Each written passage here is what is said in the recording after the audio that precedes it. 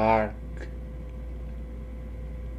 hearken thou unto a messenger of the eternal presence, one who bears light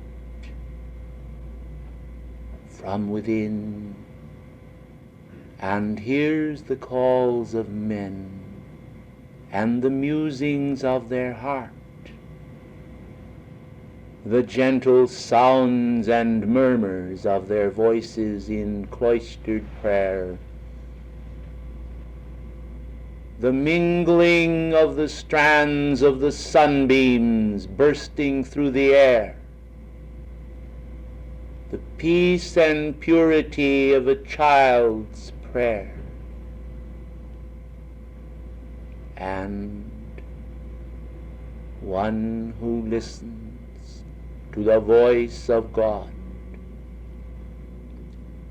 I am one privileged to carry messages of gentle enfolding love to the hearts of men. Some prayers are lispings, gentle first beginnings, expressions in love not yet understood, borne back to the heart of that one's God presence, so necessary. Communication strands, the weaving of vital energies from heart to divinity. Communicants all, men challenged by life, dwelling in strife, yet seeking to end all strife, seeking peace from God's heart,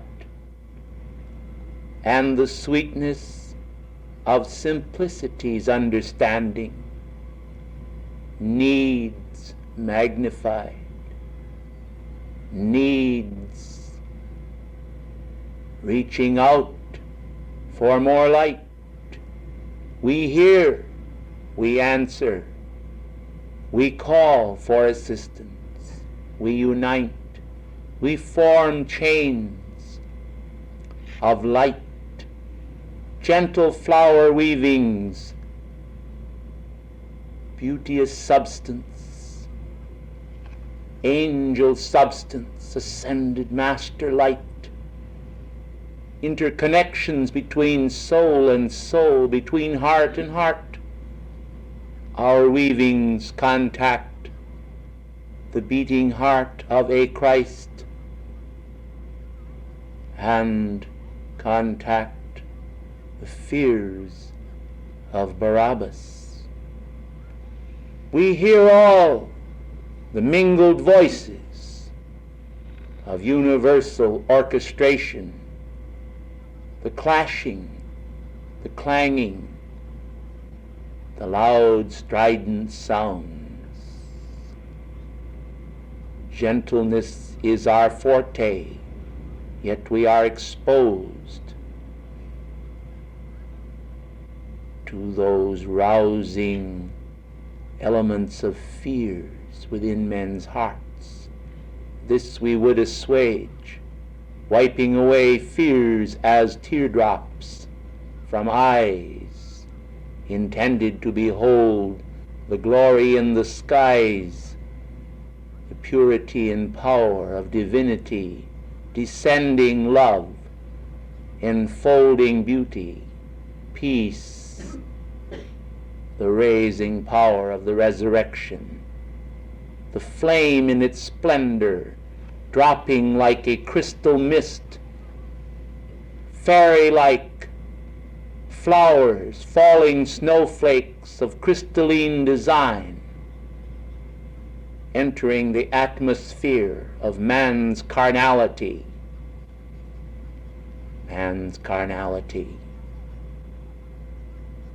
clashing, discord,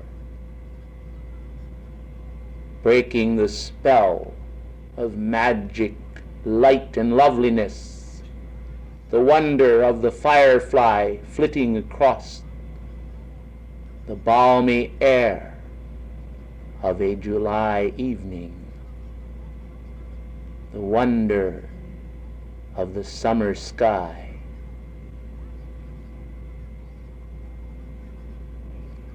Communing with nature, communing with elemental life, and hearing the voices of men, telephone lines surrounding the world, lines with voices, some expressions of love and tenderness, but much that is discordant. All of this exposure is to shrivel the cause of the light within our feeling world, and yet serve we must the great and holy cause, the justice of eternity, seeking not to impose upon men their victory laurels, but desiring for them to desire, desiring for them to desire, to aspire, to climb higher, to reach upward, and to know, to be, not that which seems to be, but that which is. All this is our portion, and yet it is yours.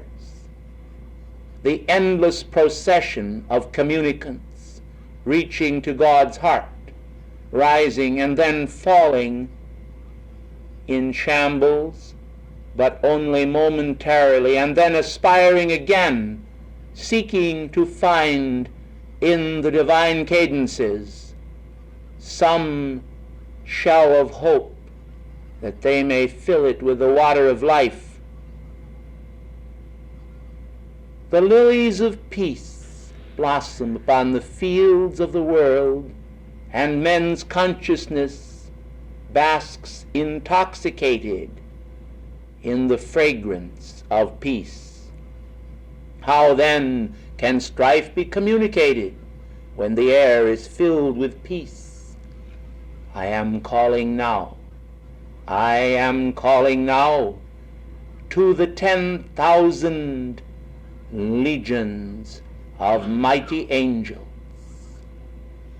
who serve with me in a specific function as they who listen, to come now into this force field, to bring to your attention the amplification of their feelings. Behold them come, feel their presence, bask in the loveliness, the freshness. As a dewdrop rests upon a flower, so they attach themselves to the aura of those of you who aspire to be the Christ in action. We bring comfort to thee all, the comfort of communication, messengers of light from the heart of God.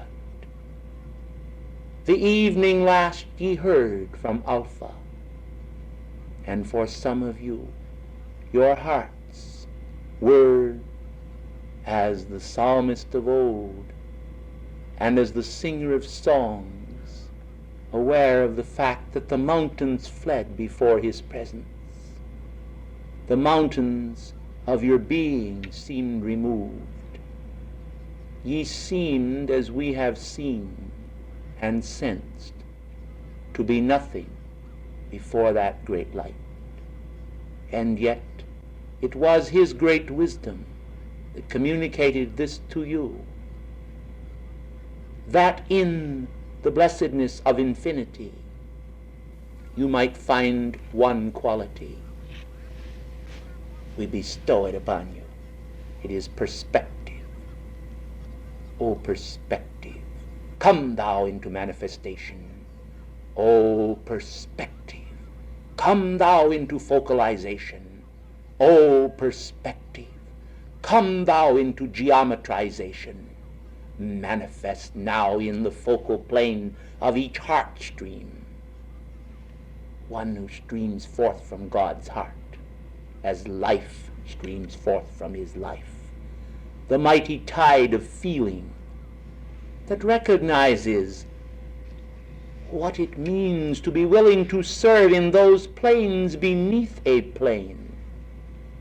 We of the angelic host who listen are those individuals who delight in hearing a child's prayer. We kneel beside a babe. We surround a child within the womb. We do not need to be recognized. Our life does not depend on human attention. We live to serve, and serve to love, and love to serve, and we are the expression of God in a lesser measure, for he has given us within the fabric and framework of our being a part of himself, and so we are dusted with heavenly stardust, molded and shaped in a portion of his image, the quintessence of his light. It radiates and flows through us, and as his messengers we are content to fulfill our mission in his name. I desire to acquaint you more with the angelic host and the wonders of they who serve.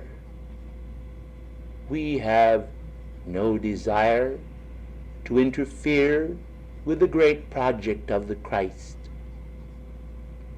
but only to assist that project. For it has been said, and well said in the past, that although he was made a little lower than the angels, he is crowned with more glory and honor. And so this is spoken. It is spoken of man, the manifestation that was made lower than the angelic host, in a sense, for the very quality of free will which mankind has abused has made them so. And yet crowned with more glory and honor, for through the correct use of that free will you have entered into the heart of God's heart. And as Lord Gautama did, you may go back to the very heart of God, a self-appointed, self-chosen way from the land of shadow and pain, the point where the allness of thee, descending into form, became nothing and became zero's portion, and then once again expanded into true identity. For has it not been said by the Christ, he that would save his life must lose it, and he who loses his life for the sake of the Christ shall find it again? And so it is. Oh, the wonder of the love of our Lord Alpha, when one of us is given the specific mission of returning to his heart. We almost feel as though we would mimic the Roman centurion and the soldiers at the foot of the cross and cast lots to be chosen, to be the one to return to Alpha's heart, to bear some tidings from some part of the universe, and thence to return as a messenger of his love to another part of creation. But we do not. We bow to the superior wisdom of the Godhead, and we meekly call through the angelic hierarchy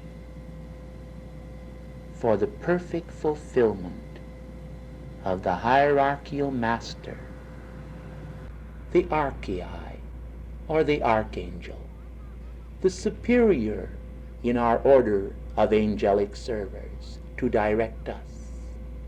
And man, in his armies upon earth, has sometimes imposed a form of discipline akin to our own, and yet so different.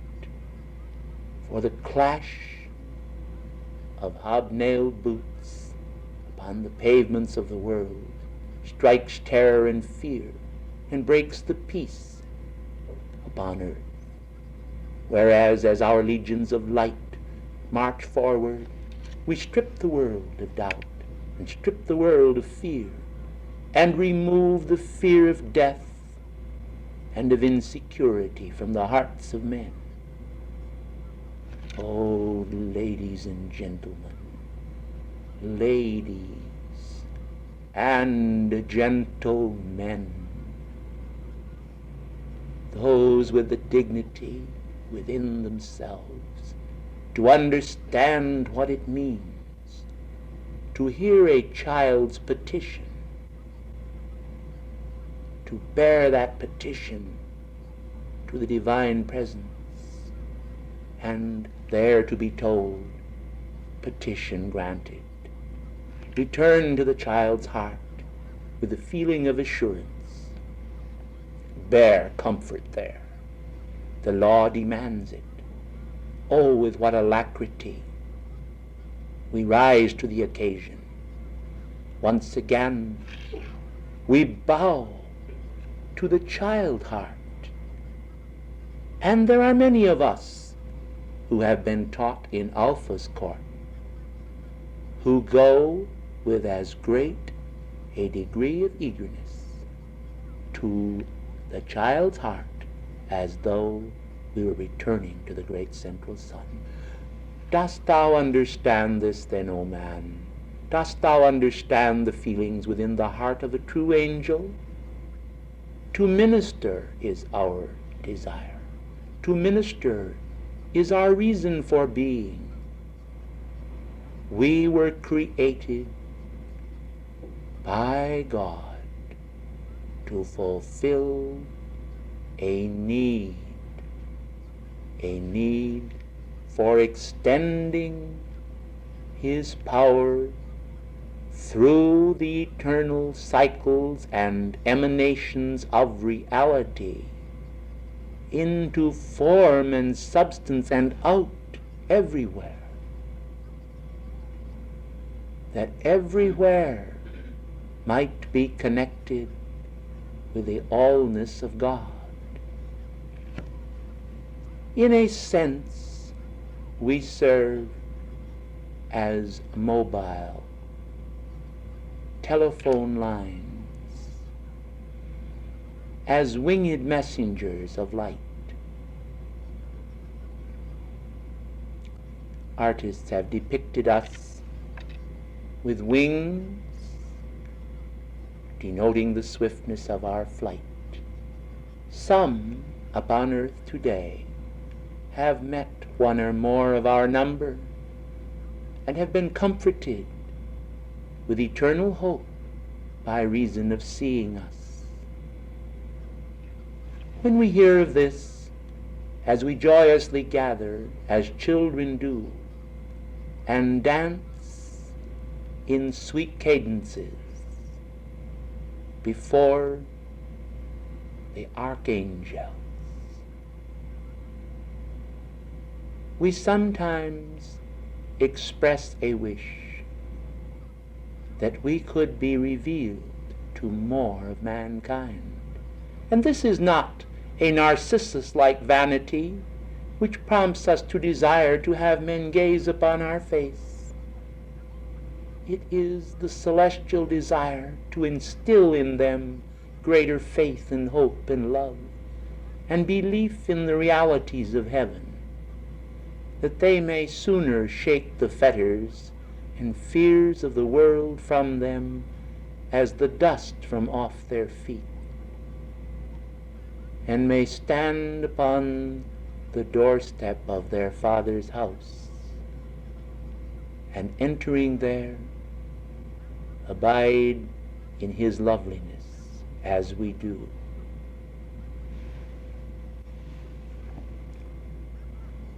O stillness of the Holy Spirit,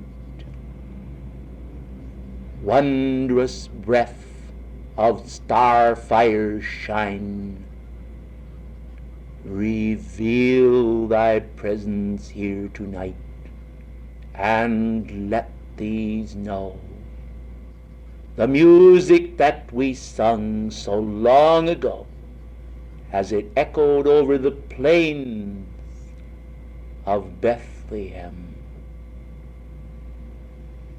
as it echoed long before on the plains of Mamre, as it has echoed on planet and orb of light throughout the starry realms of space, until the sadness upon the face of the earth is transmuted, and the loveliness of angelic faces are superimposed upon the faces of men. This is no imposition, that we would impose God's lovely and wondrous forms upon the faces of earth, so streaked with the reminders of pain and hurt and questioning and lack of understanding. God would wipe away all of this care. God would sweep away all density by the penetration of his light.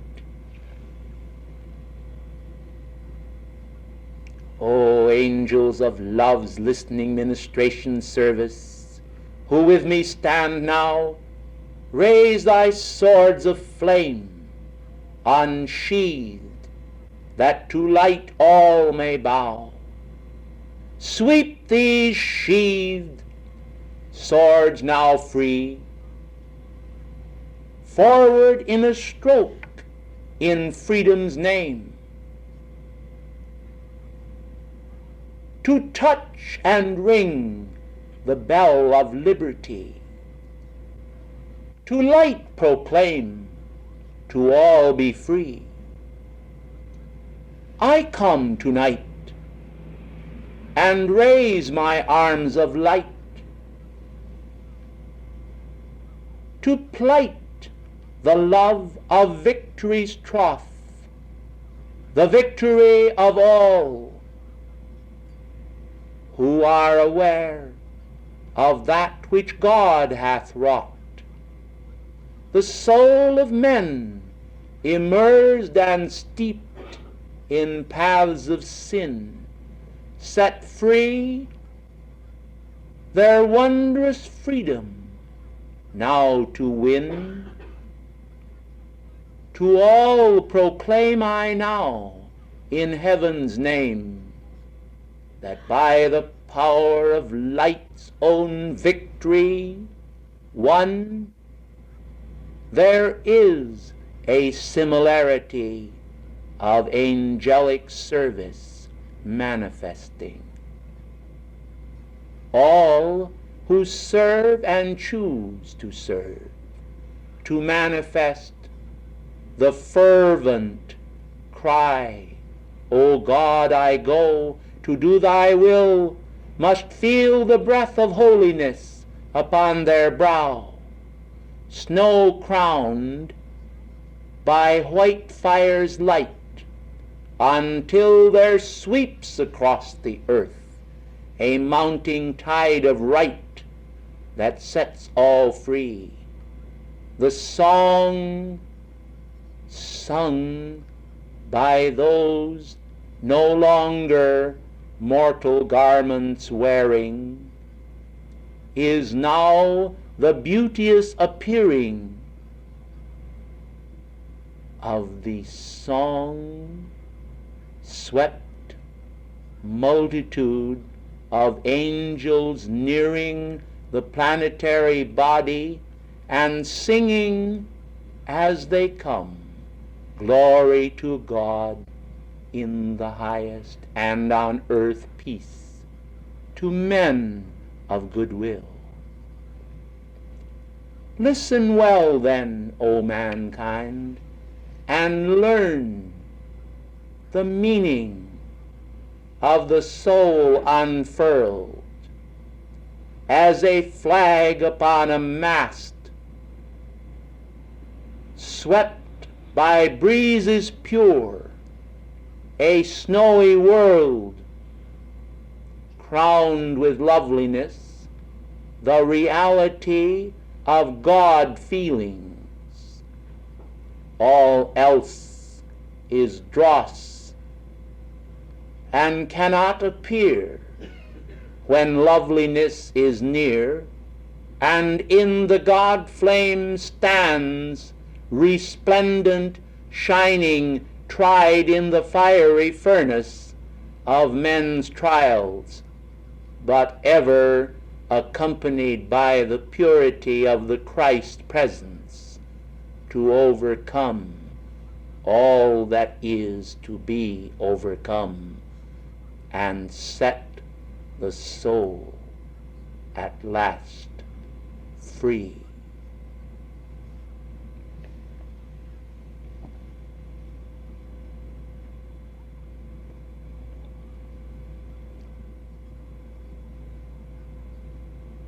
And now, as I bear to you the instructions of beloved Alpha, I choose to say to you all that there is the story of the captain of the ship who, as it was sinking beneath the waves, requested that he be lashed to the mast, that he might abide with the ship. And so, I say to you all, greater love hath no man than this, that he lay down his life for his friend. Ye are friends of God, and the life that he has given to you is not your own. This is the message received in angel schools. This life you have, this flame you bear, is his to wear, to stimulate the hearts of men, that their crown may appear. And so you see there is a difference in our mission, but not in our essence. For you also may be angel ministrants upon the pathway, where you are fixed in purpose, yet movable, fixed in purpose, yet flexible, fixed in the divine intent, yet being born upon the strength of the wind, the holy wind that billows the sails and carries you homeward bound. As you go, gathering the rich cargo of heaven's treasures into the hold of the good ship of being, you go with us back to God's heart from whence you came. But oh, what treasure you bear of victory! How wondrous the overcoming of shadow and of ignorance. The pinions of knowledge are mighty, And so I call now, for I listen, and I hear from afar a plea from angelic beings of illumination's flame, and they say, let us too go to Washington, where these chelas are gathered, and let us bear them up. And so, blessed ones, from Pelure's domain they come, beneath your feet, to give you the sandals of Mercury, the god of communication, to raise you into spiritual illumination. Feel them now as they push you toward the skies, raise you, as it were, by the wings upon your own bootstraps. Feel what it means to absorb the illumination that the ascended masters have released through the years into your finer bodies. What vanity of pursuit mankind sometimes take, and yet by a mere change of mind they may forsake all vanity and find the wondrous love of angel kind that crowns their brow with fervor so divine that life seems to them but divine, and all that is mine is thine, and thine is mine, and we are one in sacred tone, our own God presence found and clasped to heart, as so dear and sweet an angel kiss imparts, all loveliness that fills the heart and floods the soul with comfort's bond, determination's own escort unto the righteousness of immortal life.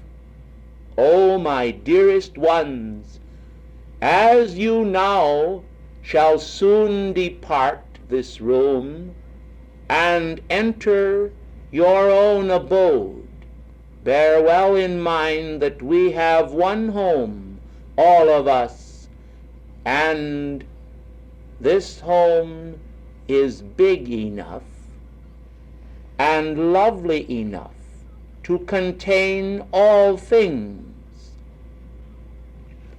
This home is all things, and wheresoever you go, and wherever your consciousness abides, there 'neath the shadow of the angelic host you abide, connected always to God, and so fulfilling that ancient statement, if I ascend into heaven, thou art there, and if I descend into the depths, thou art there. Whither shall I flee from thy face? For wheresoever thou art, there I am. And in God's radiance and his name there is a binding ointment, an unguent of heaven applied, and so in Alpha's name tonight I bring to you all a realization of your stature in pure perspective, that you may know that where you are, God is, and that you may know that Alpha comes in divers ways to behold you as you muse and meditate upon his love, to fill you with comfort's dove and the sense of the Ma Chohan, the Holy Spirit, the omnipresence of life, until the angelic host have taken from you all strife and sense of strife, and filled you with the immortal dust of life, and not this dust which man returneth to, but that divine spirit which animating your thorns makes you angel-like, to rise above the clods of earth and those who know not perfection's worth. O beloved ones, I call to you now, will ye be free? then receive freedom within the heart of your own being now, within the heart of your present self. Are you God? I say, ye are gods. Ye are his, and as his fulfill your destiny. For as we belong unto him, so you belong unto him, and so life belongs unto him. And the words spoken long ago unto Abraham become sense in life's own manifestation. I will make thy seed as the sands by the seashore, innumerable, and I will make thy seed as the stars of the sky, without end. Oh, the tones of his love, the joy that fills our hearts when we hear him speak. And the Word became flesh and dwelt among men. Golgotha's hill could not hold him then, and the crucifixions of life cannot hold you now. You are a God-free being, each one, destined to fulfill all that life holds for you. And as I am joined by my divine consort, we together breathe our flame upon you, that you may know that twain shall meet in love's rapture neath the feet of the one supreme divine reality, the mighty God presence of all life. And every angel shall, in joy's eternal moving tone, sing forever the song of freedom, the freedom of all worlds, of all peoples, and of all manifestations of this one God of freedom, who in crowning Saint Germain, the God of freedom, upon his coronation day, established the freedom flame for all today, that flame should be for thousands of years the source of man's ascension from all fear and torment into realms of light's intent, where God shall manifest his own immortal, breathing, ever-living song without end.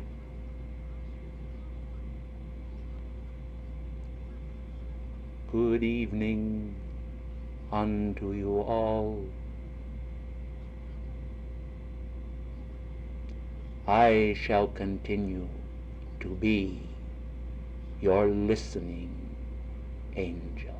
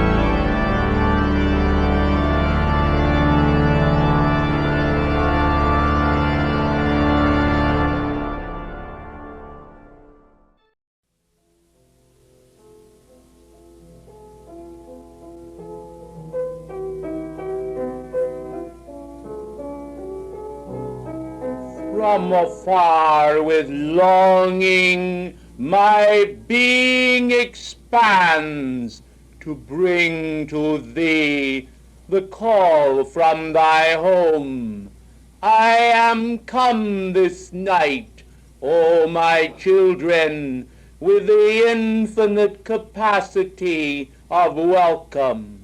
I bid thee welcome to the heart of our eternal home, thy own as much as mine, and I say unto thee, each one, our reality is thy reality. It is my desire to expand it into thee, and to bring to thee the completion of the eternal cycles, that we may enjoy together our communion in the essence of all that is, and that you be deprived of nothing concerning your mighty inheritance and all that is to be for thee. O my beloved ones, won't you please be seated?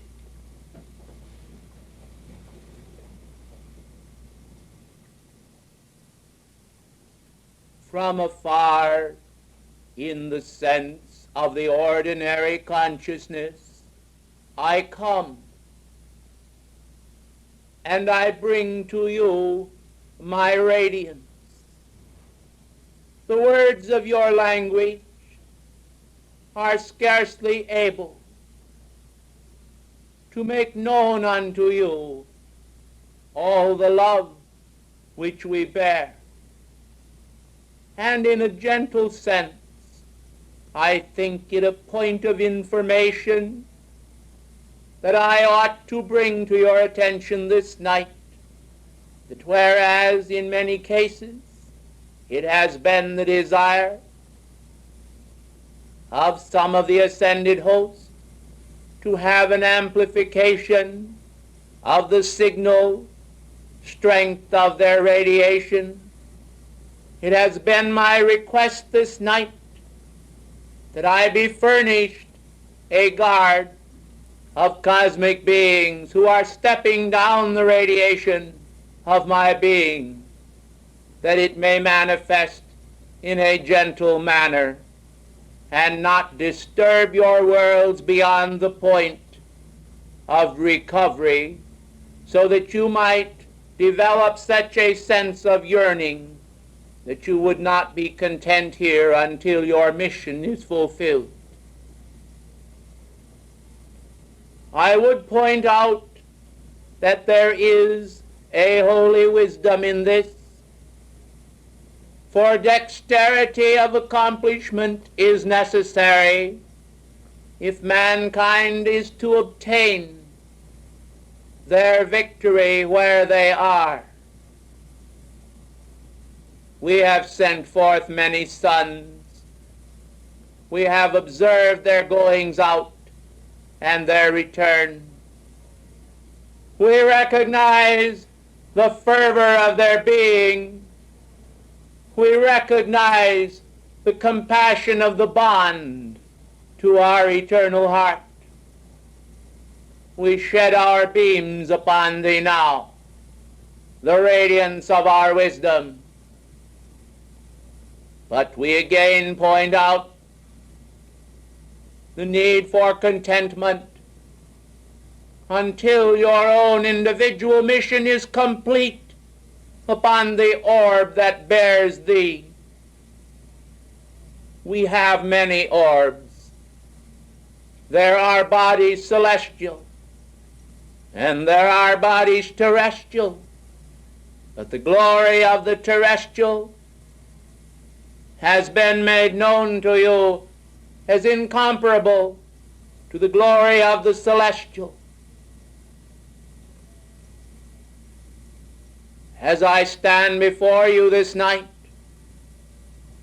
it is my will to exalt in you a sense of the perfectionment of your mission.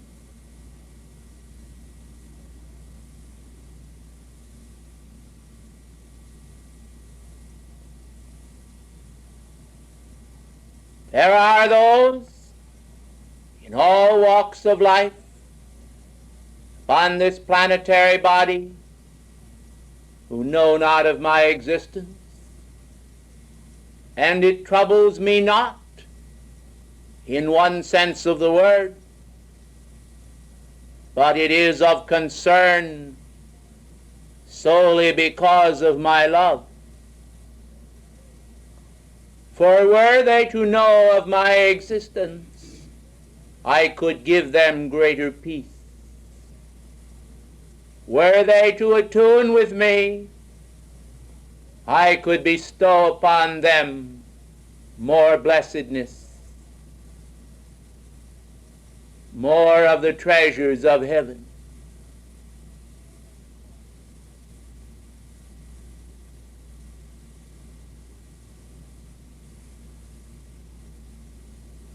I am gazing upon the records of thy life streams, O blessed ones. I witness the miracle of thy being.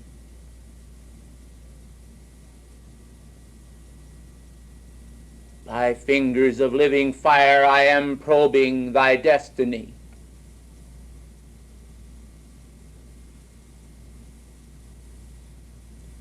That which has been lacks much. That which thou shalt be is thy hope. I manifest no scorn for thee, for thou art children of my own longing. Thy misfortune is my own. I am identified in the bond of our love. Though it has escaped the senses of men, it has never escaped me. I roll back the very substance of the universe.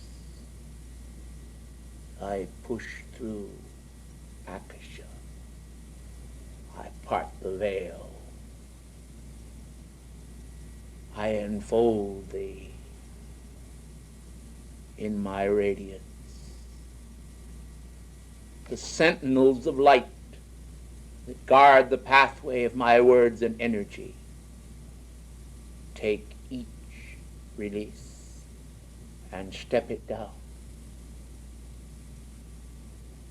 These sentinels of light are straining, beloved ones, to hold back the flood tide. I tell you this,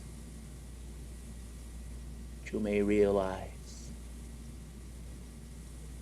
the expansion that is to be. I cannot deceive you, O my children. I cannot say unto you, ye are the fullness of God, save it manifest in you. Your presence is my presence. Your externals are your own creation. These are becoming. These are being burnished. These are being tried by the sacred fire. These are being tried by the fire. Trieth every man's work, of what sort it is.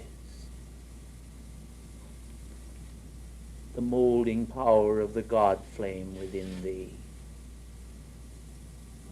is not puny. It is mighty.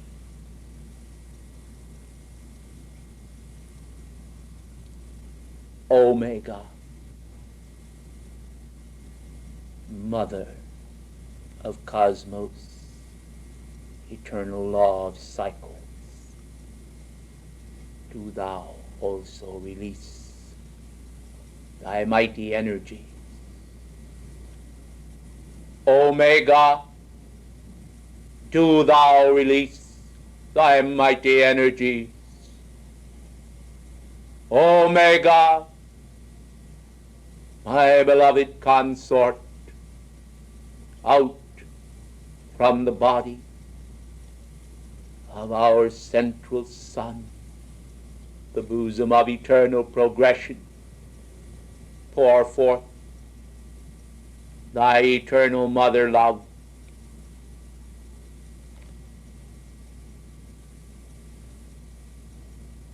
Salute these hearts. Wipe away from them the sense of frustration and disappointment. They are being God-taught by the hierarchical lineage of descent into form and substance in light. They have the release if they will accept it. There is no need for them to lack. There is no need for them to strive. There is no need for them to fear. There is no need for them to doubt. There is no need for them to feel anguish. They are the children of our heart, wanderers upon the periphery of life's experience. But I perceive in the radiant Akashic records before me their emergence into the sun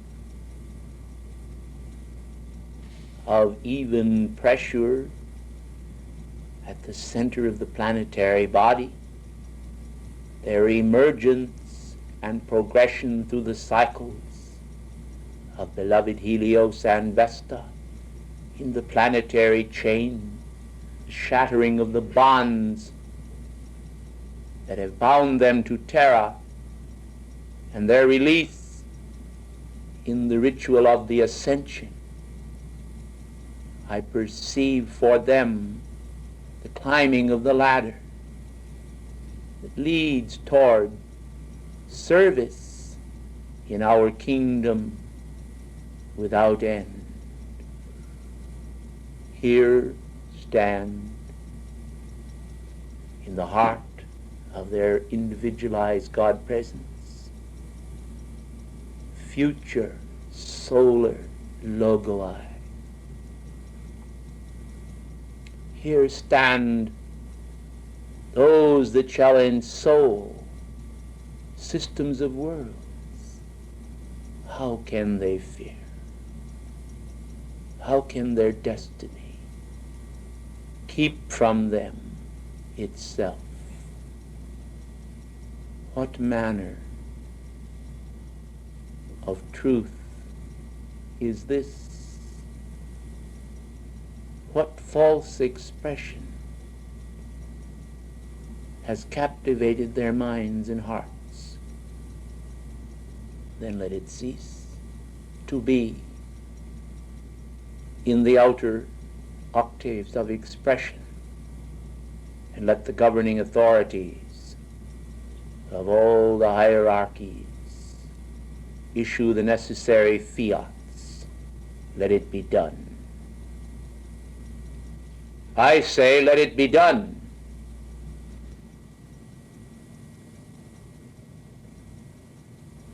We bear a record for firmness,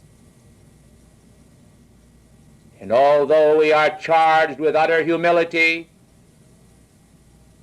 and bow down ourselves before the weakest vessel in our consciousness, we possess the light of God that does not fail to accomplish the purpose for which it was sent forth.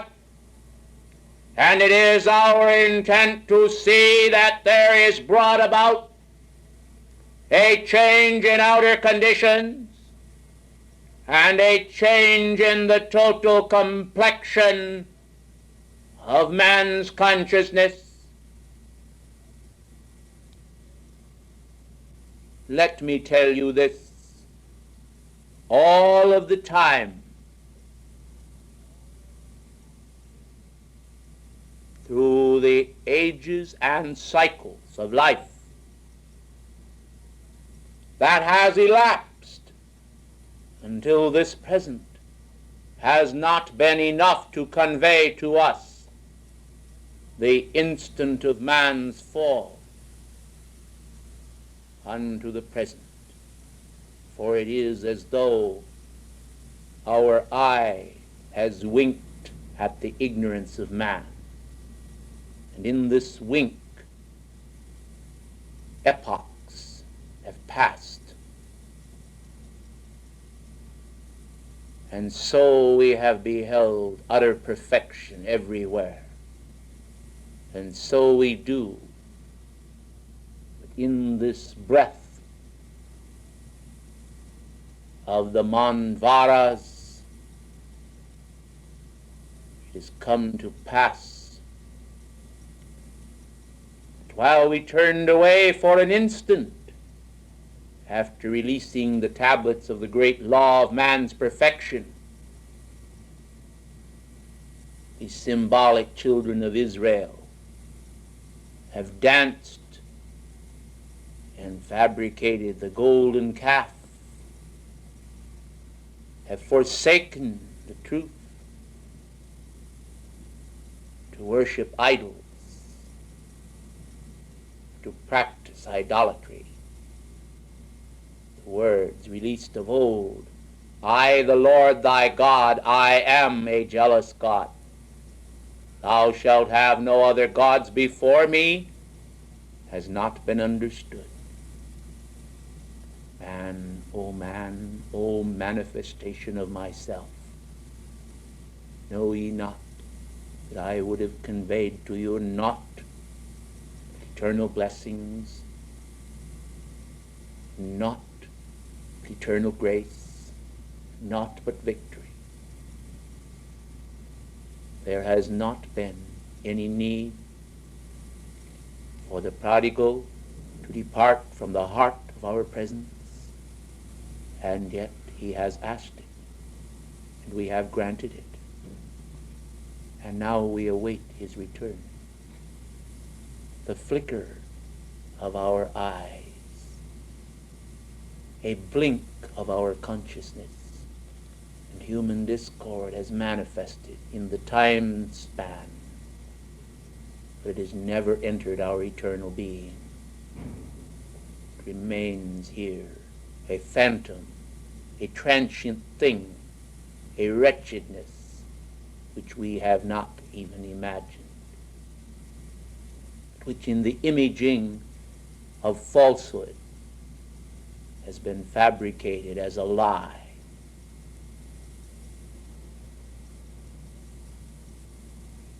O repulsive and wretched serpent, crawling upon the belly of deceit, the Christ light of every man shall strike the sword of invincible blue lightning through thee, and shrivel thee up, and never shalt thou be any more. In thy place, the spiritual energies of eternal perfection shall rise upon the ladder of life, pulsating and making new the wonders of revelation's doors swinging wide, the mystery of the rods and the cones and the symbols shall be made known. Pause now and reflect. Your body is composed of substance. Whose substance?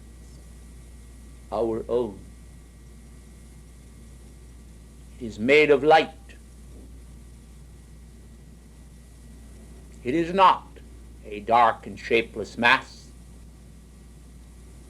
It has been enclosed by shadowed substance. misqualified energy.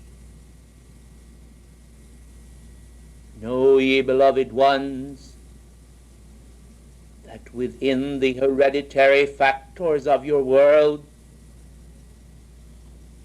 within the environmental factors of your world, there is formed miniature rods and cones and angles of substance.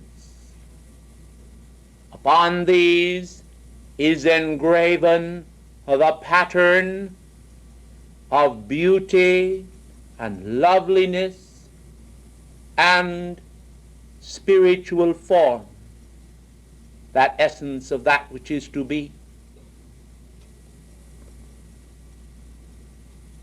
The overlay that is engraved over this original design, written in the ash of man's own untransmuted karma, as a plastic sticky mass is overlaid over the cones and rods and substance, the generic factors of the race, and engraven there is disease, decay, destruction, and defeat.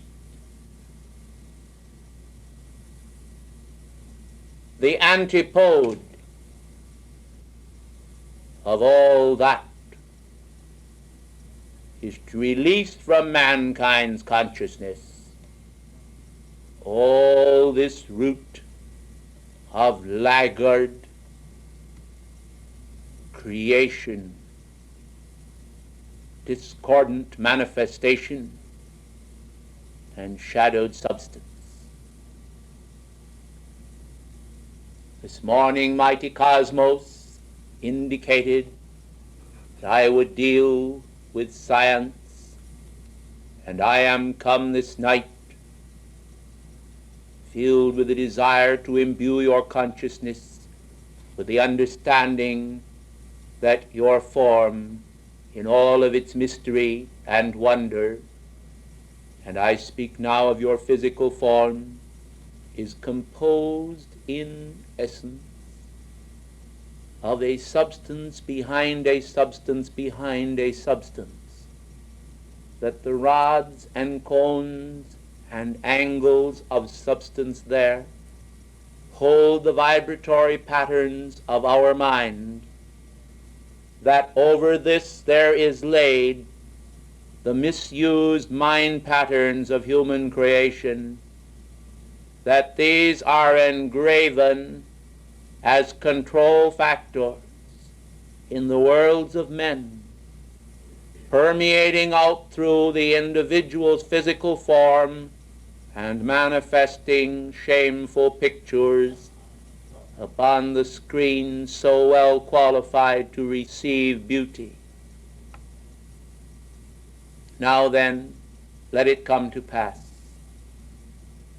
The use of the violet fire, the flames of freedom be intensified upon this planetary body. Let it come to pass that our humility be transmitted to many students of light throughout the planetary body. Let it come to pass that the mystic beauty of the roseate form of man's dawning divinity be established in its fullness within his consciousness. I advocate that you read this night ere sleep shall shut your eyes the words concerning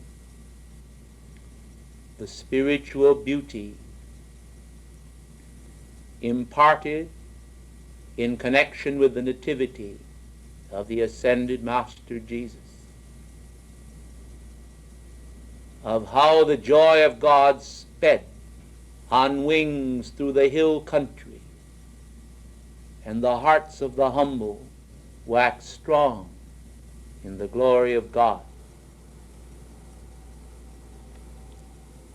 Oh, Glorio in excelsis Deus. Peace to men of goodwill.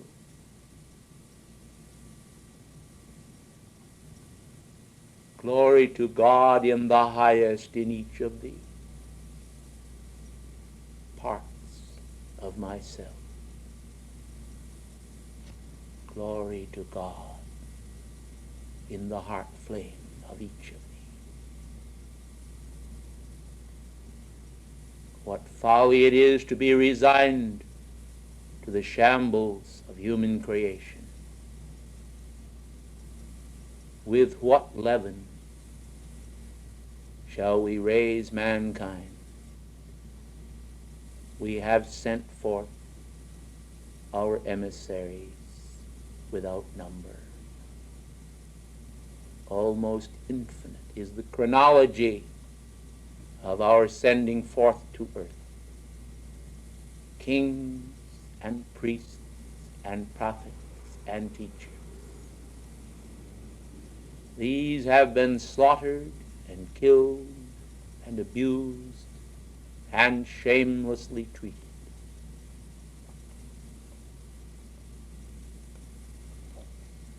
The pages of your history are stained with the blood of our martyrs,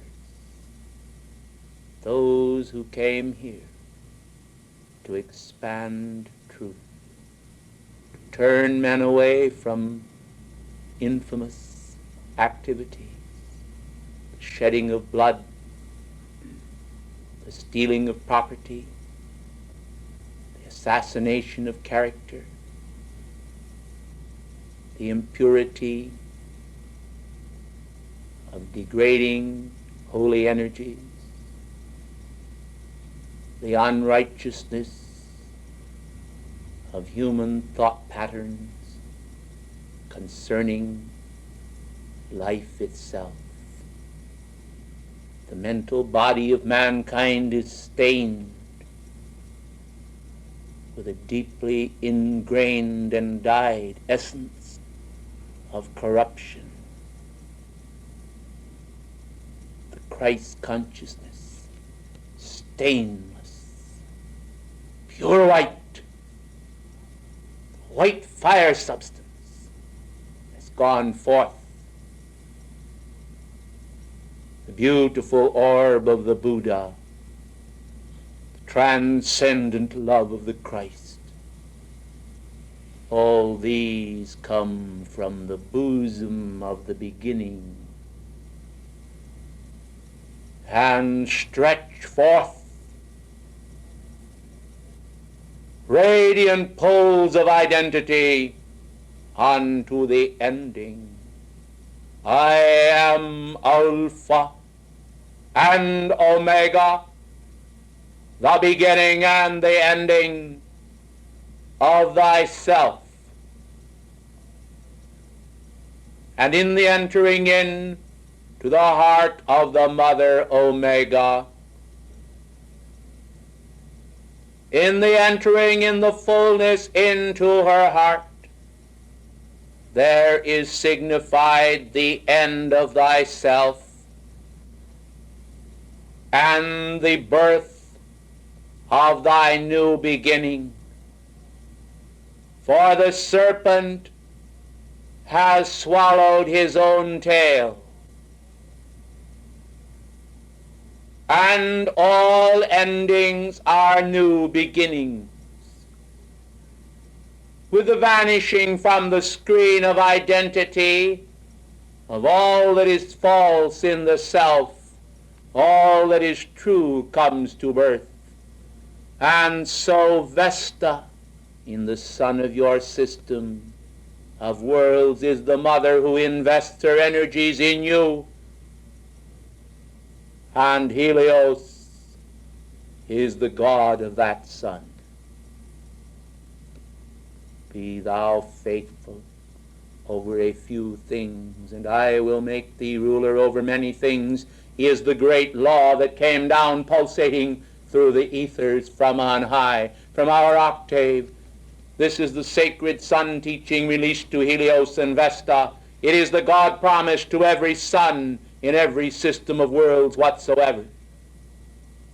And if ye would one day fulfill thy destiny, know then that spiral nebulae shall flow from thy heart with greater ease than a spider spinning a web.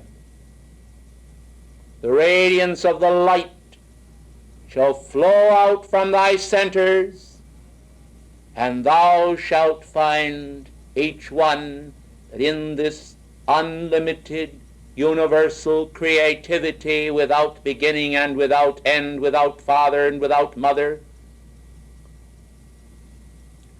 that thou hast been blessed with a victory over all unwieldy desires, and that there has been bestowed upon thee here in the schoolrooms of earth the necessary training in humility that makes thee worthy to be a god of thy own universe.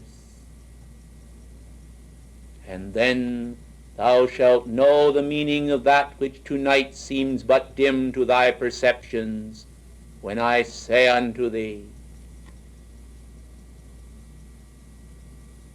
in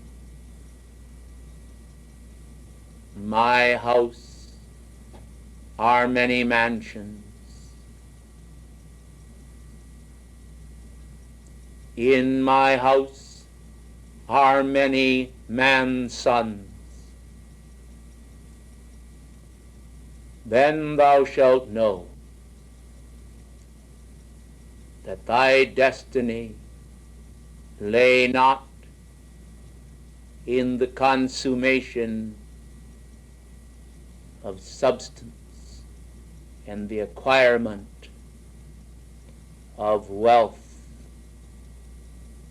or of fame, but of God qualities, that those given into thy charge and keeping in the shepherd kingdom sector of the universal consciousness were given to thy charge and keeping, that they in hearing thy voice might hear my voice, and that perfection might live,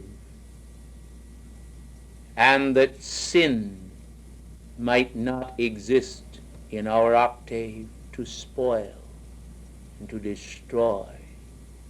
And so the cherubim which keep the way of the tree of life keep the way unto my house, and no man can enter here and abide except he come clothed with my flame. When ye rise from your physical being, clothed and robed in my flame, ye may ascend so far and no further. For the angel of thy presence knoweth how far ye may go and not be consumed by our light. The universe in its perfect balance has spoken to thee this night a message that unless mankind shall awaken, shall not be wholly deciphered for 1,000 years. And yet it has been spoken.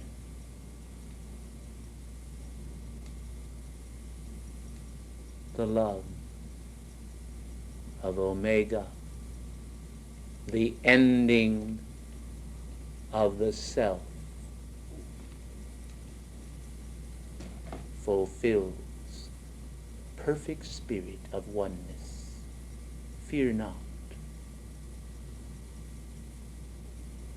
In symbols there is naught but the purpose that lives, and the purpose is the oneness that cannot be destroyed, because it is eternal.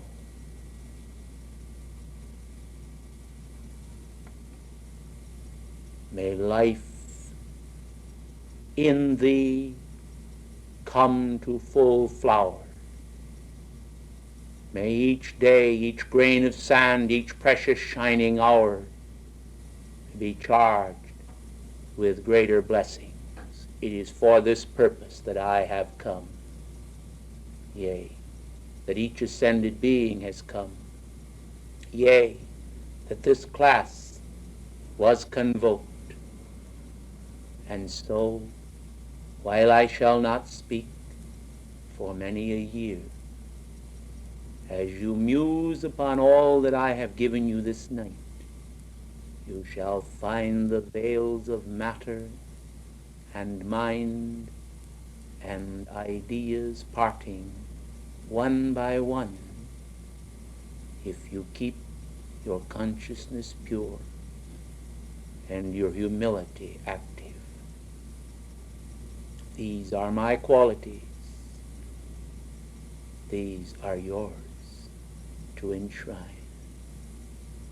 Oh, my beloved, may I kneel before the eternal presence of our radiance within thee.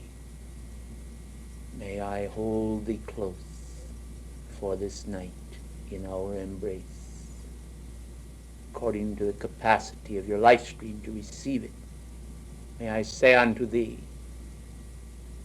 O starlight of the star of the Christ, blaze upon the foreheads of these thy children.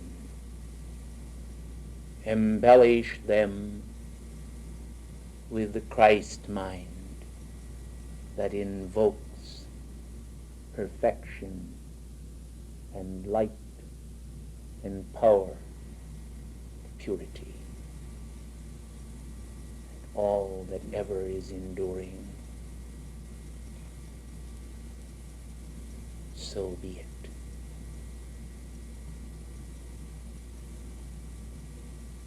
I, Alpha,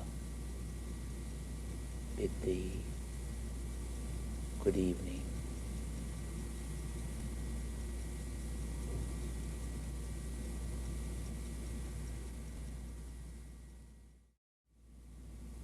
With the authority of El Moria, that when our beloved Alpha spoke, there was a very tremendous action which I have never before witnessed. He spoke of that action himself.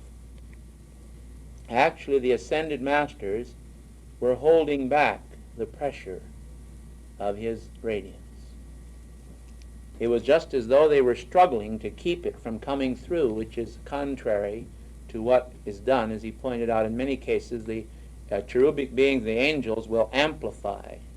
But the radiance of Alpha from the great central sun, I did not realize how great it was. I do not know whether you got that surge or not when before I began to speak. This I do not know, but I see some heads nodding. But it was a burning, searing radiance. It was a tremendous radiance that came forth. But this radiance was not permitted to continue. And I did not know why, but I realize now that had it continued, of course, it would not have been possible for me to have actually received the dictation, because I could not have remained here. It was that powerful. We have not witnessed anything like it before, but by the action of the masters in stepping it down, it was enabled to come through. There was an awful lot that was not said. It was not put into words. There was no limitation on my part that caused Alpha's dictation to be slow and hesitant. This was a deliberate action which he initiated for reasons which I do not know. claim to know. But I thought, and I have El Moria's permission to tell you this, that you may know that there was some special action which I think I sense. Therefore, I shall tell you this much is what I think I sense in it. I think that Alpha's radiance and his design is so tremendous, so much all of perfection, of course, that the mirror of our consciousness would be more or less shriveled up and erased. It wouldn't even exist if he would let that light shine through in its fullness. And I think the Master stepped it down so that we could just get a glimpse of this glory and purpose. Apparently, there are many things that the Masters, beyond Buddha and up further in the scale, and even Buddha and the Christ, have not told us. And apparently, there is not really much advantage to our taking instruction from beloved Alpha in the sense of just words. Apparently, I had a very keen sense that he had things to convey that absolutely could not be put into ordinary teaching, and therefore he left gaps and spaces in the words where there were vibratory actions which will result in our receiving through the Masters, who stood in that chain of command, you see, holding that back, that each one of them was imparted, that it was imparted to them some essence from Alpha, so that not only were we being given the blessing of his radiance, but it was being stepped down through them all, and they were all getting a part of something more than they had before. But that all of that will eventually then come down to us as we step up in our spiritual development, so that as we go up one step, then that comes down. I think you see this, and this is what I'm getting from El Moria as an explanation of that action. Now, I don't ordinarily do these things at the conclusion of an address, but we're doing it to honor you, our beloved Alpha and Omega, in the heart of the great central sun, that teaching of love which you imparted to us tonight may be a real part of ourselves and may strengthen the bond of spirituality upon this planet. Surely, in strengthening spirituality upon earth, we ought to be able to make men one.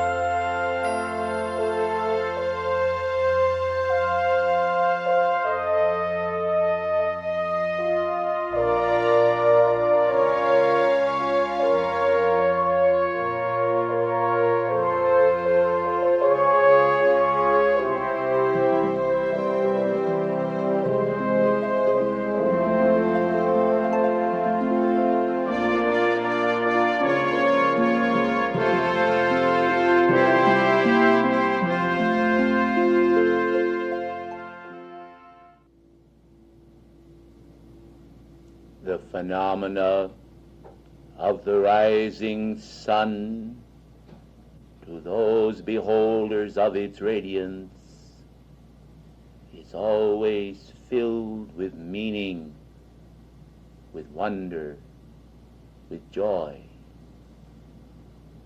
Those who gaze upon the cloud formations in the east as the dawn is breaking have noted the penetration of the clouds by the light rays streaming forth.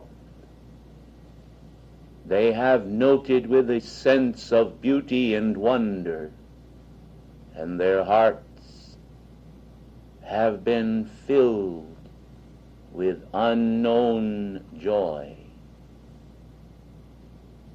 From the east, as the wind gently parts the veil of clouds,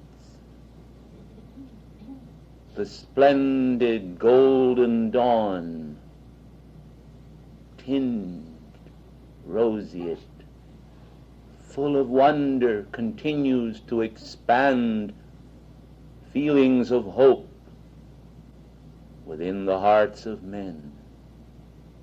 Now I am come this day to speak to you of many things,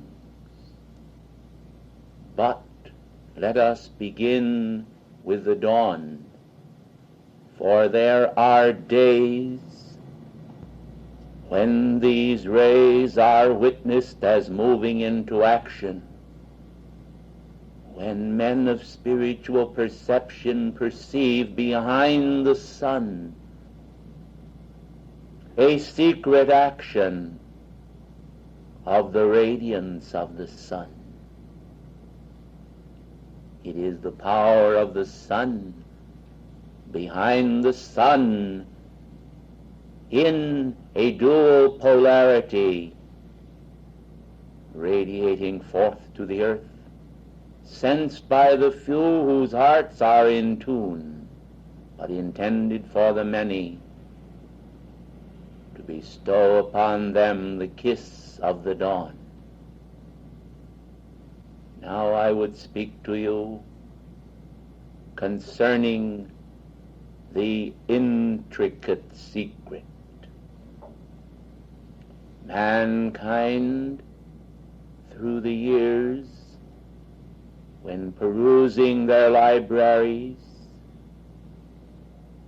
when reading sacred words, when meditating upon holy things, have often stressed the basic simplicity of life. They have often spoken of the simplicity of the masters. They have balanced against this simplicity the intricacies of science. As I am come this day,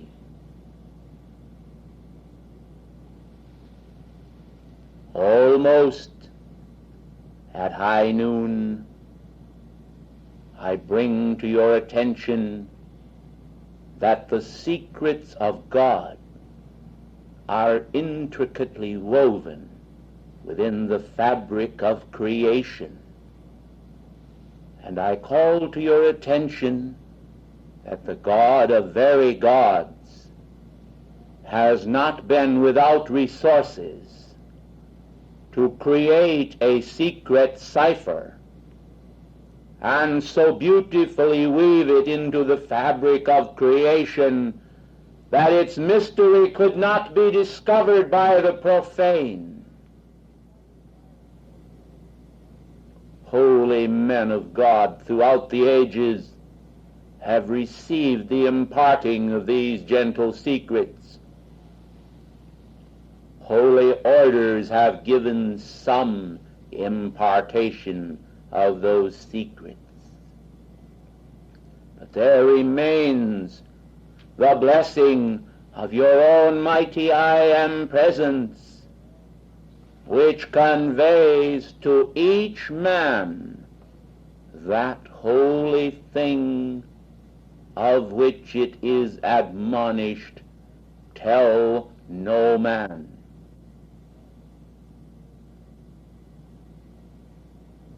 It is of this we would speak.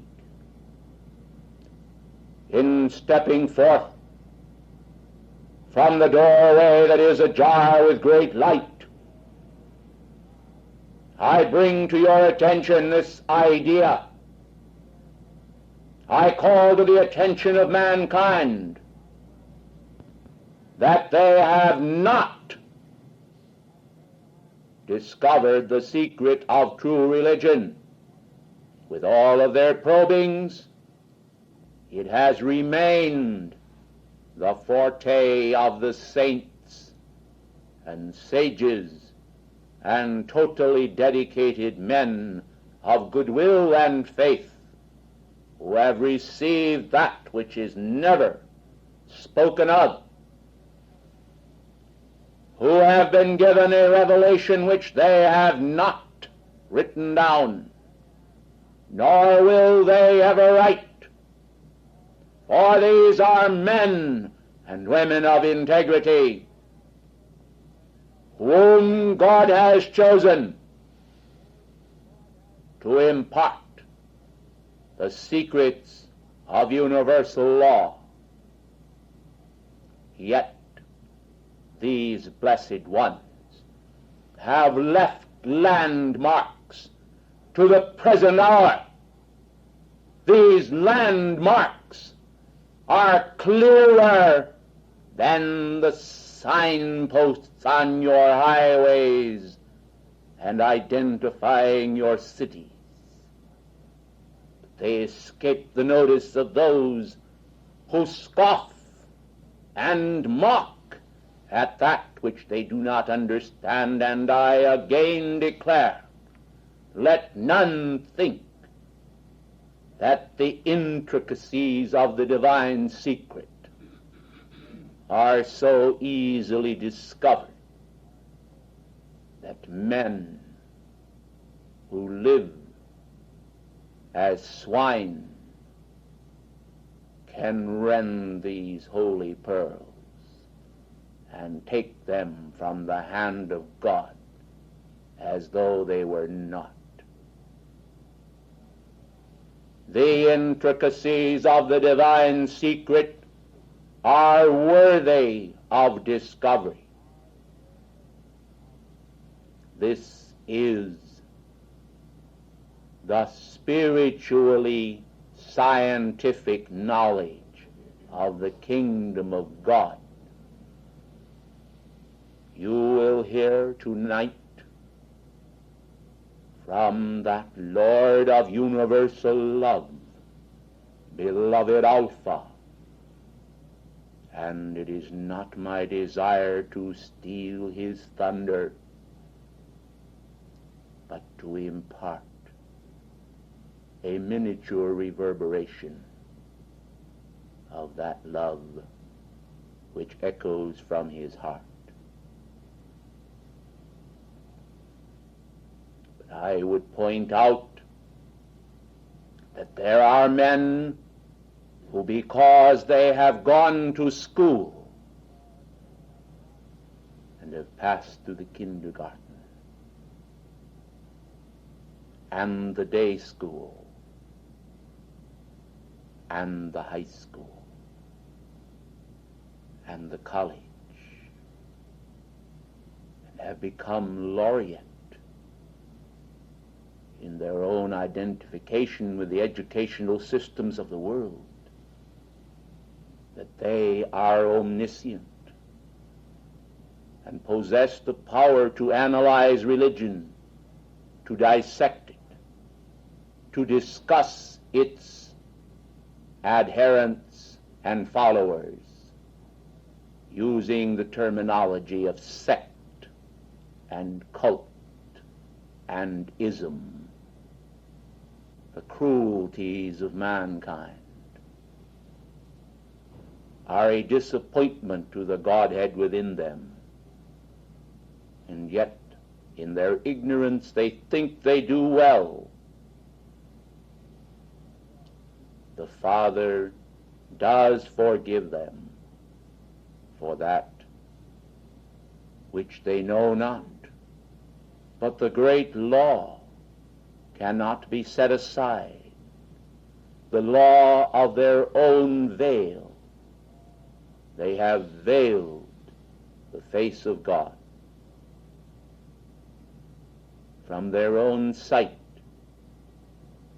and they do not perceive the wealth, the golden radiance of the sun behind the sun, bursting forth with new joy that fills the hearts of the angels with wonder and a sense of ever new discovery.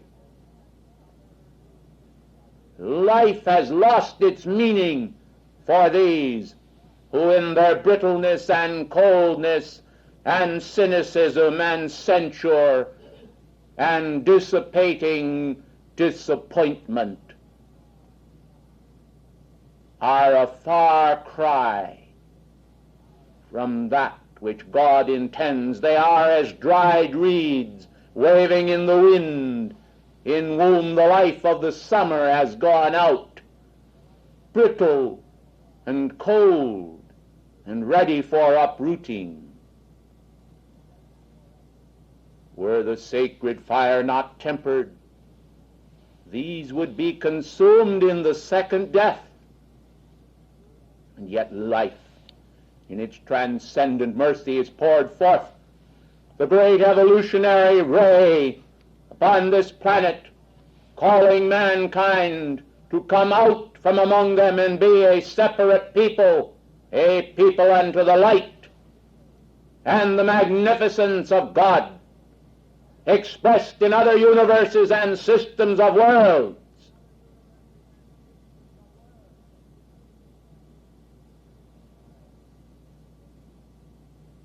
I this day hide from thee one particular element which I wish to release, and yet the great law has demanded that it be not released.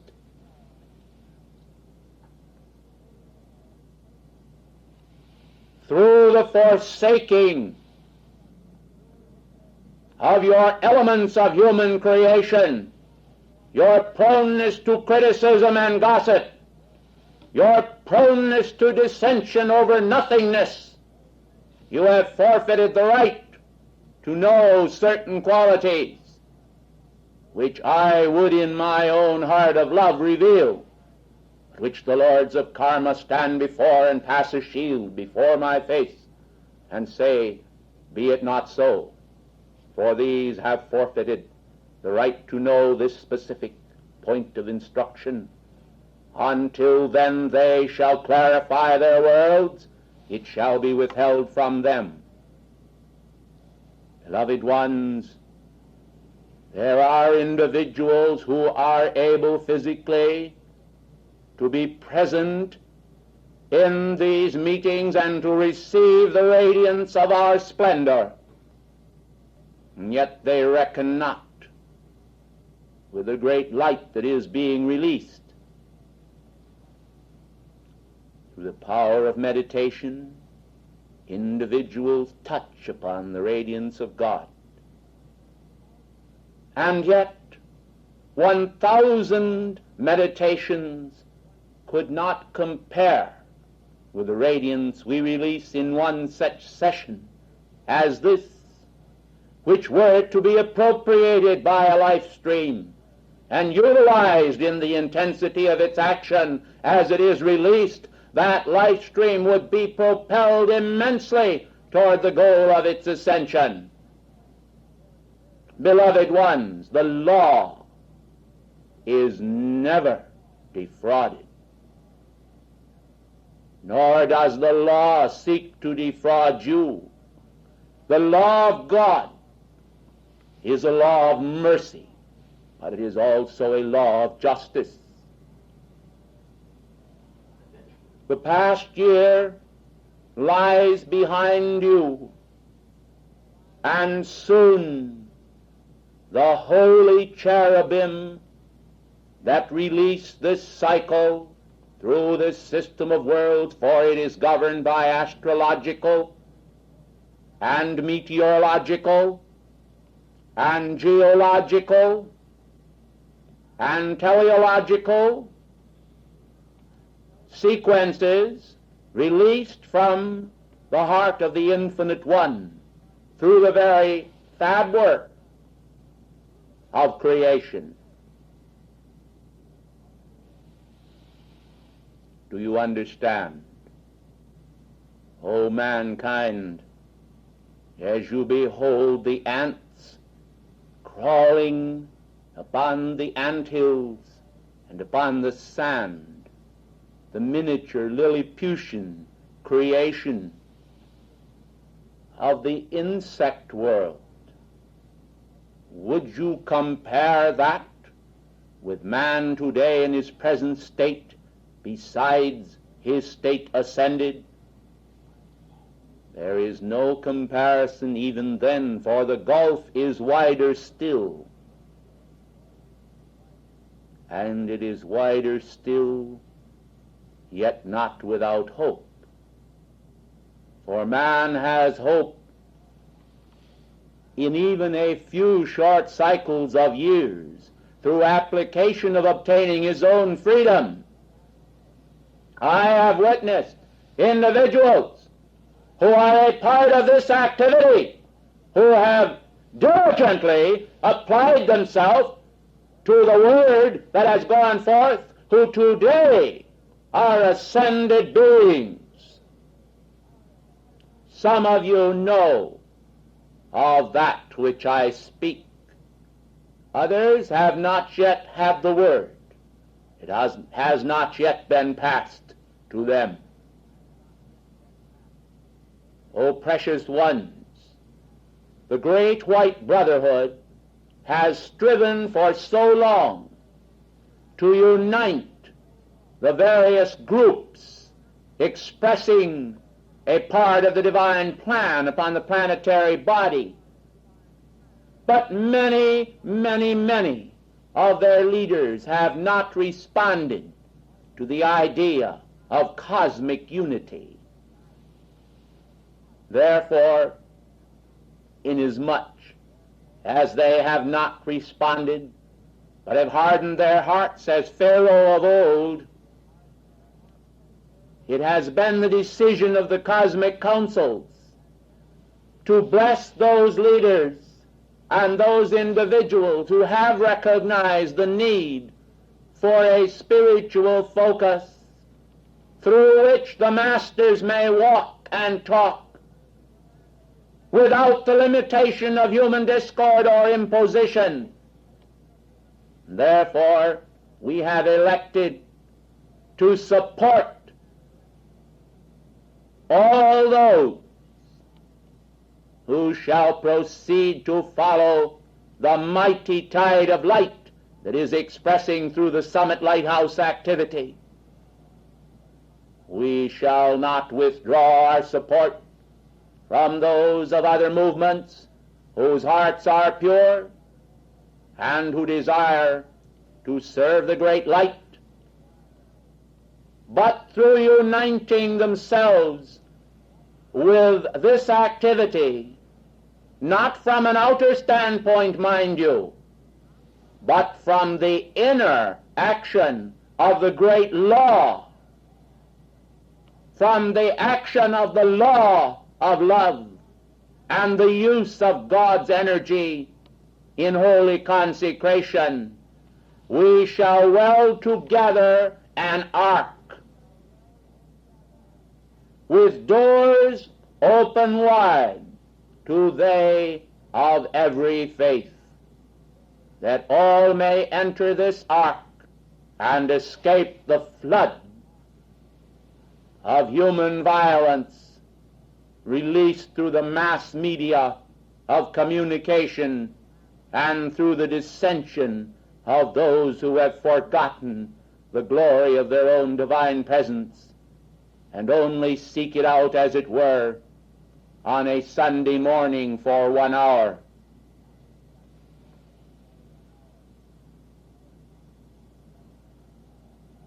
Does it not seem, blessed ones, somewhat against holy reason, that inasmuch as all these profess to seek the glory of heaven, that they should be discontented to spend less time pursuing the advantages of heaven? Does it not seem to you reasonable to suppose that those who propose to make the heaven of God their home, to acquaint themselves now and familiarize themselves with the workings of the cosmos? I ask you this. When I am speaking to you and others of our band are releasing their radiation into your midst, it is most unfortunate that some few do not have the consciousness of attuning with the great release of light which pours forth at that moment. These few are being deprived of the radiation which we are releasing, but they hear our words, and through the use of the doing of the word rather than the hearing, these will find the possibility of activating their spiritual consciousness until our radiation will also become apparent unto them, as it is to so many in this audience. I am grateful, beloved ones, as are all members of the great white brotherhood, for your consecrated energy, for that burst of sun splendor from within your hearts that is the kinship with the light of God that never fails. I am grateful for your reality, and I salute it. I am grateful for your realization, and I salute that. But I would expand it still further, and therefore I have declared today, and I repeat it many times, the intricate secret of God has not been discovered by those who have casually glanced at the Word of God as though it were the Corpus Christi, the body of Christ.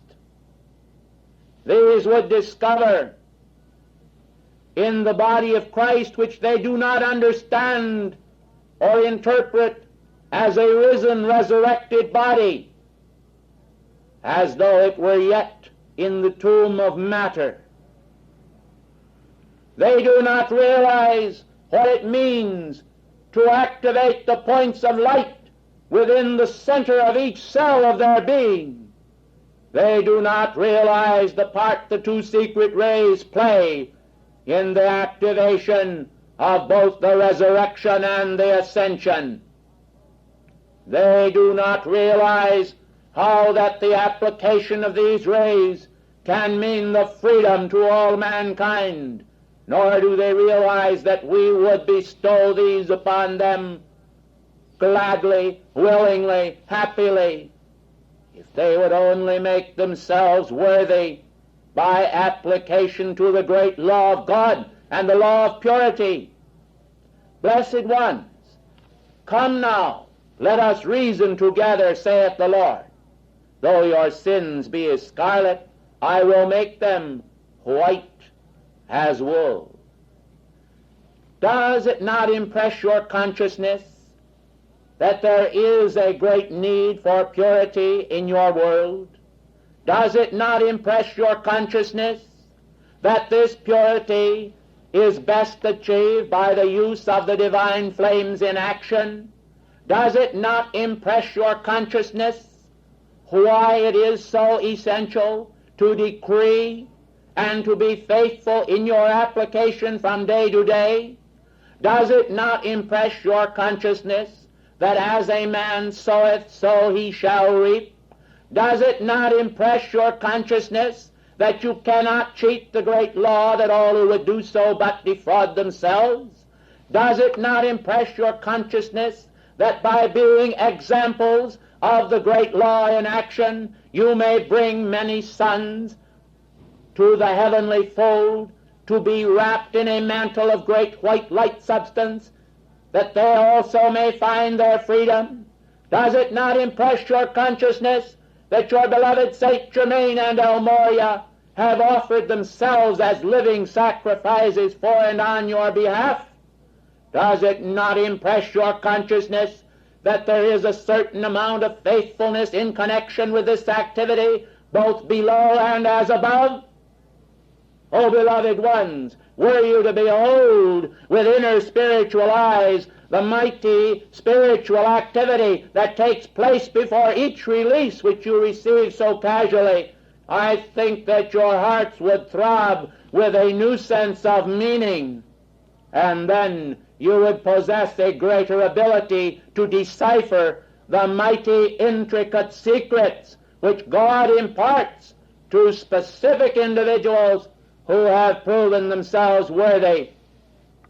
Think you that Elijah, when he handed the cruse of oil to the woman and uttered the word that it should not fail, was not possessed with the intricate secret of true precipitation? Do you not realize that when Saint Germain walked in Europe and performed miracles before them, that there was the discovery of the intricate secret of life manifesting within him? Do you not realize that those that do not possess it, and it is not always apparent, themselves have need of more of the Lord's spiritual substance? I come then this day in the hope of performing that act long ago performed by God in the valley of dried bones. I desire to see a quickening here in the spiritual vibratory action of each one of you. I desire to see all past alertness as a prologue, and I desire to see the alertness of the future, the vitality of the future, the infusion of the future glory of God manifesting in the vessels of ye who are here present. I desire to see a culmination of all of your energies in a swift victory, that the wings of the eternal presence may bear you up over all temptation, over all shadow, and over all substance qualified with less than perfection, until you arise to the summit of your own glorious identity, and will understand that the same God that influenced Elijah, and that influenced Melchizedek, and that influenced Abraham, and all of the patriarchs, and all of the holy men and sages, including the Lord Buddha and Ananda, is also able today to stimulate within your consciousness the breathing, living awareness of the great intricate secret, the power to manipulate energy and to use it for His glory by His wisdom. But the frightful distortions and abortions of energy has occurred and stands today as a monument upon the Easter Island, must not occur, and therefore all frightful distortions have been prevented by the cosmic law and the employment of the secret rays of God, so that mankind are bound and cannot be loosed into the full dimensions of their spiritual power, and the great secret remains the great secret until they prove themselves worthy to receive it and to have it imparted unto them. But the law is not any less anxious to bestow it. It simply waits for the qualification of mankind by a spirit of vast integrity, which overrides the human ego and its desire to express and bedazzle its own compatriots, those who are contemporary with it upon the scene of time, O beloved ones, sweep aside in great humbleness all feelings of human ego in your use and employment of the great power of God. Become Christ-like, but fear not. The power of God is so transcendent, so glorious, so deep, so high, so wide, so all-encompassing, that it passeth understanding, and this can be taken two ways. That it passeth man's understanding completely by, and that it passeth or conveys to his understanding the true law of God. And therefore the intricate secret must be imparted, but men must develop such a yearning for worthiness that their worthiness shall preclude their receiving the great secret, as the law is wont to do and will do. I am a cosmic being. I have come forth again this day that I might convey to you all a message of freedom from idolatry. Men have idolized personality.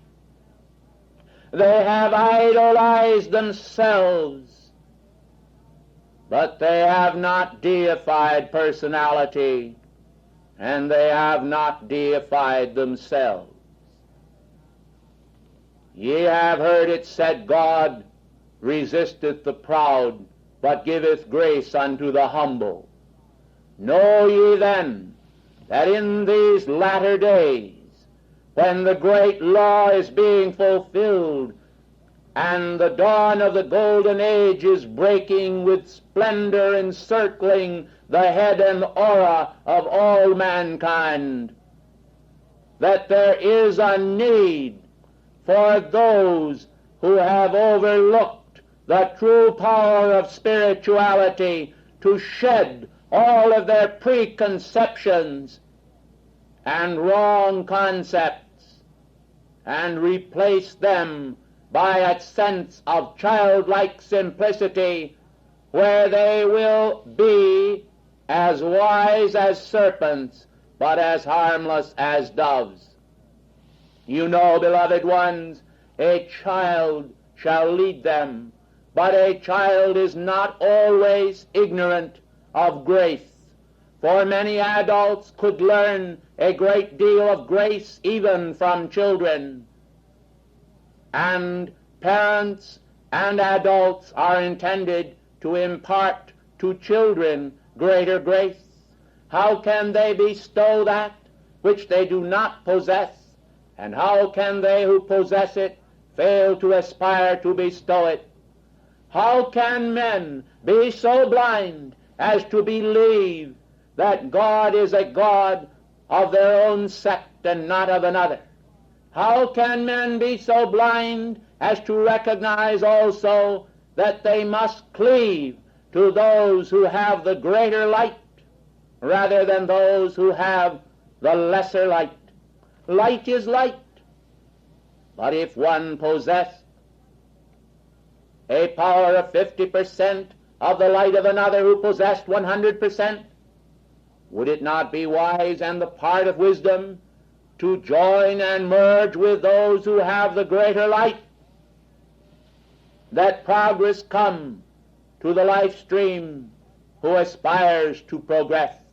And yet, beloved ones, I call to your attention that mankind have overlooked constantly their own faults while gazing at others with a critical sense.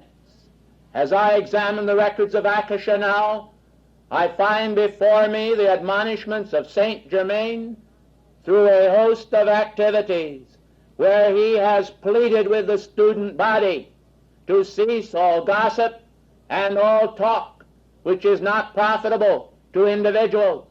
And yet now, as ye stand at the cycle of the years, the renewal of the eternal covenant, I tell you that there is going to occur a very fierce action of the law, whereby those individuals who have had familiarity with Saint Germain's release in past times as well as the present, and have overlooked it and ignored the law, and shall continue to do it, these individuals shall find a multiplication of their own karmic responsibility according to the number of times that they have been admonished. And I say to them all, look ye well within yourselves, that ye cast out, as the Christ admonished, the mote out of your own eye, and then you can see clearly how to cast it out of your brother's eye.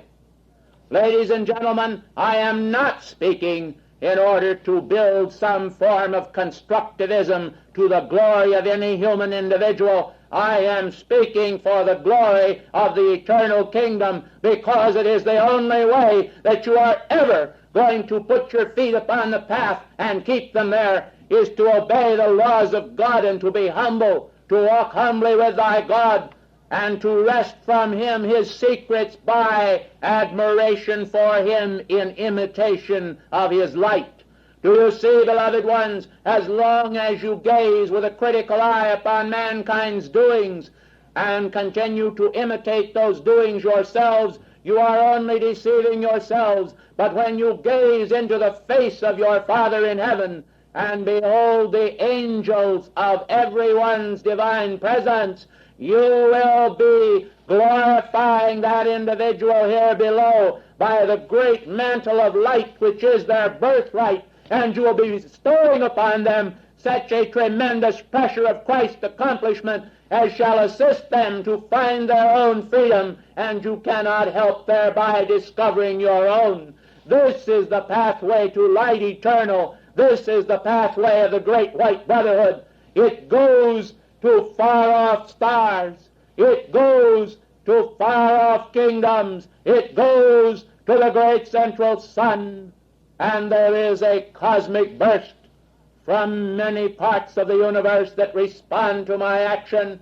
There is a blazing action that comes forth from the sun, a great gyration of light that causes this entire solar system to feel the pulsation of the great eternal cycles, beckoning mankind to move onward into a more progressive era where the past may be laid aside as an outworn garment, folded and then consigned to the flames for transmutation and purification. You cannot continue as you have been doing. You cannot continue to serve Mammon and to serve God. You must recognize in those years that are ahead of you that you must unite yourselves completely with the great sacred sunburst rays of your own divine presence, and then that gift which has been given to you shall bring you to the sense which Mother Mary cherished for yourselves, O ladies. And gentlemen, you shall be brought to the sense which Saint Germain cherished for himself, and you shall begin out of the present state of consciousness which you are now manifesting to produce that perfection which has been there all the time, and yet you knew it not. You have been wrapped in the flame of God's love from within. You must now take that cloak of light from within yourselves, from the fiery furnace of your own being, the sunburst cloak of dazzling light, and you must wrap it around yourselves in the outer consciousness until you are like the woman, clothed with the sun and the stars, and having beneath her feet the moon of human emotions, waning now by God control until victory be established upon the planet, and the power of the great white brotherhood and its transcendent light rays sweep the earth around and unite it with the planetary body, unite it with the solar body, and the great umbilical cord that connects it shall say, the earth which has groaned and travaileth in pain is now brought forth freeborn. The earth is freeborn. Elemental life is freeborn. All is freeborn, and the flame of freedom pulsates in the great natal day of the manifestation of the Christ in man, clothed with the Sun of righteousness appearing. The scientific release of the divine power from the heart of the secret rays, manifesting for all and bypassing none. I am come that ye might have life, and that more abundantly. I am come to unite you, not humanly or in an outer cohesion for a purposeless dissipation of your energies, but to unite you with the Christ of your being, as are all the cosmic hosts and angelic hosts, so that all of us are concerned with each one of us. And when I am speaking, I have the support of all the entire universe to assist me in my release for and on behalf of the great God flame that is within ye each one. Now then, hear ye this. How long will ye tarry? How long will ye tarry? How long will ye wait for the manifestation of that which ye must choose? Choose ye this day whom ye will serve. Will ye serve the Most High God and His secret rays? Will ye serve to discover the intricate secret? Or will ye continue in the vanity and delusion which has plagued the senses of mankind for ages? Philosophers and scholars have sought to discover the mysteries of life, and they have been successful in probing some of the outer secrets in the scientific laboratories of the world, so that the world today is face to face with the frightful power of the atomic bomb and the hydrogen bomb.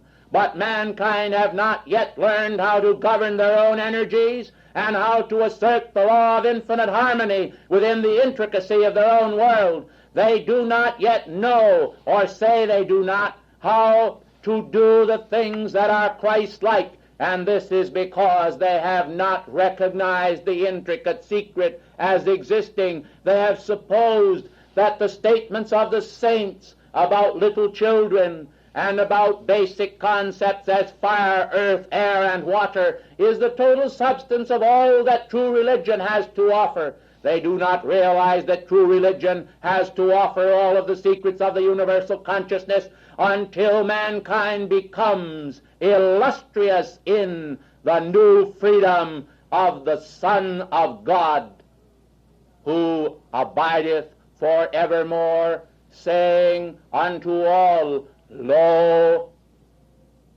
I am with you always, even unto the end of the world temporal, and unto the dawn of the eternal cycles of your individualized victory.